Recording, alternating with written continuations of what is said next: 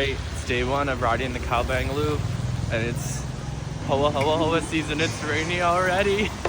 You may have heard of the Giang Loop in Vietnam. Well, today we're starting the slightly lesser known but no less exciting Caubang Loop. It feels so good to be back on a motorbike. I'm going to be riding with an easy rider again, and sorry to this man whose loop was not starting as smoothly as ours. We're doing a tour with Caubang Loop Tours, who I found on Instagram, and it's going to be a 3-day, 2-night tour staying in homestays across the Caubang province. Alright, we made it to our first stop on the Caubang Loop. We're in the middle of a UNESCO World Geopark, because this area is around 260 million years old. And day one was just getting started. We've arrived at our next stop. We're at a traditional incense village here in Caubang.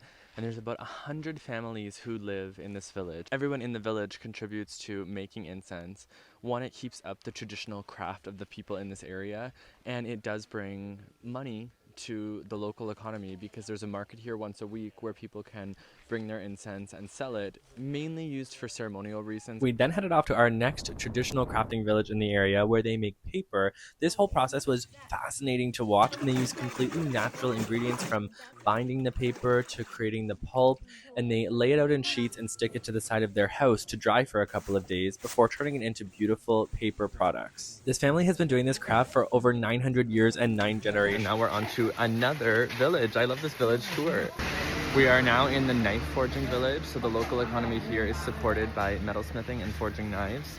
And there is incredibly beautiful handcrafted knives, about 21 Canadian dollars for a handcrafted cleaver style knife. That's amazing.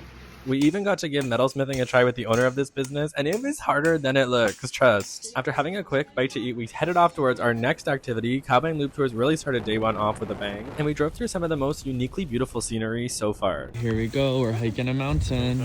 That mountain right there?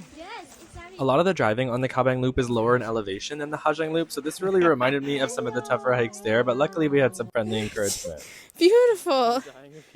We just about made it. Up at the clouds. This should be an ad for Tivas. Yeah. After visiting a unique but very typical local toilet, we continued on our journey towards our homestay for the night, passing so many cute cows and water buffalo along the way. I'm obsessed with them. And I am truly amazed at how much we fit into day one. The activities were so unique and authentic. Just a little wet. Just a little sore. The homestay ended up being dorm style tonight, but the room was actually really warm and cozy and comfortable. And then the group had our very first hot pot ever, full of local but quite unique ingredients, including, you'll never guess, chicken testicles. Follow along tomorrow for day 2.